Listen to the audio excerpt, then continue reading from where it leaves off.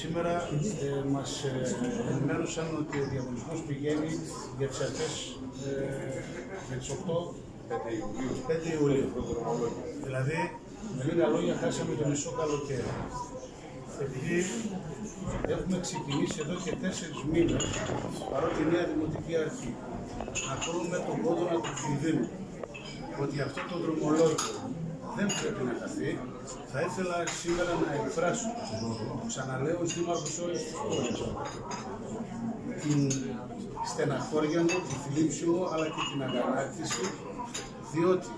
δεν εισακουστήκαμε εγκαίρως ώστε ένα πρόβλημα το οποίο θα μπορούσε να έχει λυθεί, γιατί υπάρχει η βούληση από την κυβέρνηση να λυθεί, με τις απελπυρίες της δημόσιας διοίκησης να οδηγούμαστε τώρα σε μια καθυστέρηση η οποία πλήττει όχι μόνο τους τοπικούς φορείς, όχι μόνο τον τουρισμό των σποράδων και της πόλης, αλλά και την αξιοπιστία της πόλης.